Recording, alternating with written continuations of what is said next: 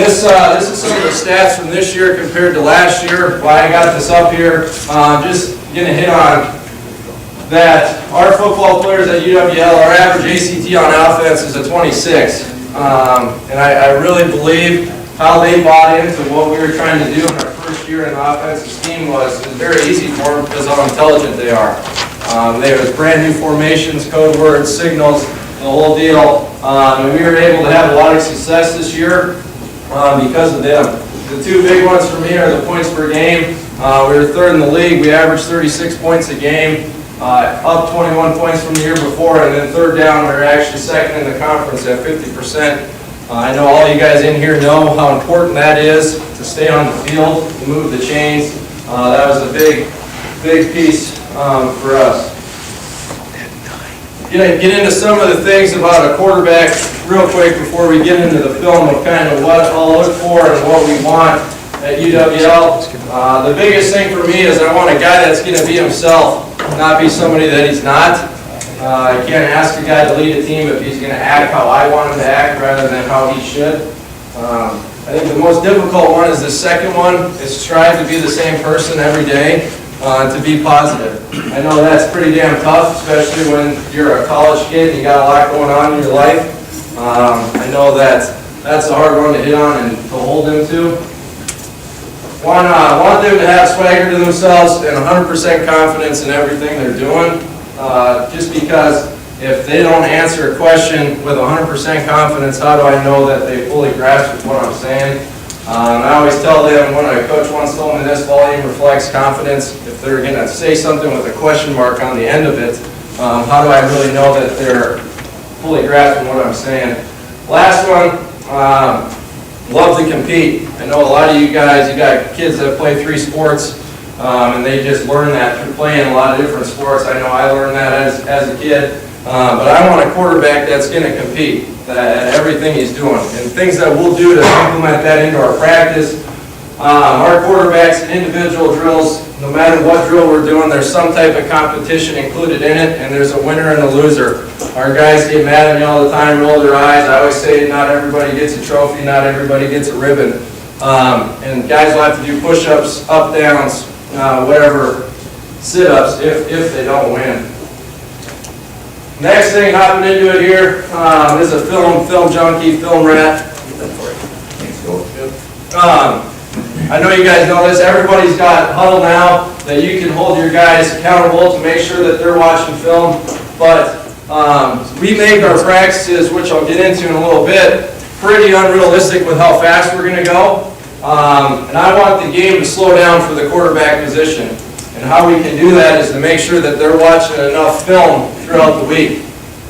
Now, I tried not to, but I ended up doing it, going on and watching how much film guys watch. I know you guys probably all know you can do that in Huddle. You can monitor how much film they watch. And it's pretty impressive, some of the film that our quarterbacks are watching this year, especially our starter who ended up having a lot of success. But I want them at the quarterback position, in my opinion, to be a student of the game. So when I implement any sort of run play, any concept, I want them to know the full scheme of what we're putting in. We're putting in power. I want them to know what the left tackle's doing, what the left guard's doing, you name it, especially in protection, because I know you guys all know this, but when the left tackle gives up a sack and your quarterback gets pissed off, he's got to know whether the tackle was right or he's wrong. In giving up that sack. This one was given to me by Rob Bollinger when I was a kid. Ask questions, no questions, a dumb question. And you know, if you guys got questions in here, please stop me. But I want, especially our freshmen and our sophomores, to raise their hand, whether it's the most simple thing out there, to ask a question. Because if they don't know what's going on, it's going to show once we get out on the field. And that leads into this, you're a reflection of my coaching on the field, and we need to be on the same page. I think that was a big thing for me and Tark. Yagi, he's from Watertown, he's our quarterback, he'll be back next year. We were on the same page a lot this year, and he made me look pretty good. You know, and that's a big piece of it, to make sure that you and your quarterback are on the same page and you know what you're thinking, and that's just through his film study along with your meetings with him. This is going to be a little bit about our offensive operation. For some of you that don't know, we're in a no-huddle, up-tempo offense. We're going to try and go as fast as we possibly can, and we're also going to be pretty multiple in what we do. But this is the first three things that I always want our quarterbacks to know and to understand before we can move into any concept, before our lead and teach them any play, is that they need to know the signals. If they don't know the signals, because we're going to signal the play from the sidelines, if they don't know the signals, they can't relay the play to anybody else because they don't know what it means. And then basically, 1B right here is the formations. If we have a kid that's not lined up right and our quarterback doesn't line them up properly, I blame the quarterback. Nothing frustrates me more when the Z's supposed to be in motion and they look over to the left and the X is over there. That just shows me that he doesn't know our formations. And then next is the code words. Code words being what we're going to relay to the O-line to what the play is, because they don't get the signal. They rely on the quarterback to tell them what the play is. Next couple things here at the bottom is when I was going through the interview process with Coach Schmidt, to go to a no-huddle offense, you really have to buy into it in terms of your practice. And just because how fast you're going to go on offense, in a 15-minute team session, we script over 36 plays. And we get them all run, and we go violently fast. Like I told you before, we try to make it pretty unrealistic in practice to make sure that we're getting a ton of reps. But that means that we have to have all of our players, not just our skill guys, in shape. Nothing frustrates me more as a coach when our O-line is at the line of scrimmage with their hands on their knees. We won't allow that to happen just because if we're trying to use that to our advantage and our guys can't do it, then we're not going to be utilizing our tempo to what we need. Another thing that we do, this stems back to when I played quarterback in North Dakota. I swear I was the only guy, along with the backup, my buddy, that gained weight in fall camp. Because we didn't condition and we ate a ton at the dorm. But we'll condition in our individual time with the quarterbacks. We'll be doing individual, then we'll just hop to the sidelines and do a quick gasser, and I'll do them with them. It gives me my workout for the week. And that's a way to keep them in shape, to make sure they're on board with what we're doing. Next, this is kind of in terms of our practice and how we need to operate our practice. Cool thing that we started doing when we first started this is we don't stop the film sometimes in practice.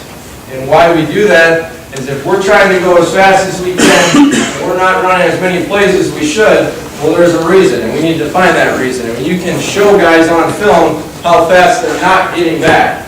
If your tackle's walking to the line of scrimmage, or your wide receivers, walking/jogging back, you can see that when you don't stop the film between plays. Next, this is a big one that we implemented. Our spotters will wear jerseys in practice, a referee jersey in practice. And why we do that is because we want them to always bring the ball back to the center of the field. And there will be a clip here in a second, you'll see why we believe that's so important. But the quicker you can get the ball to the center of the field, the quicker you can run plays.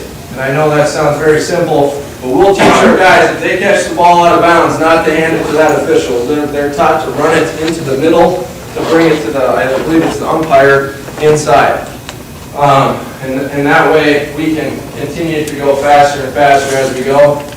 And then the next one, that when they're getting a signal, they're running and looking at the same time to get to the line of scrimmage while getting the signal to make sure here again that we're going fast. So this is a clip we'll show our guys every year. So you can see there's 17 seconds left in the fourth quarter. Colorado gets tackled inbounds. He throws the ball to that official there.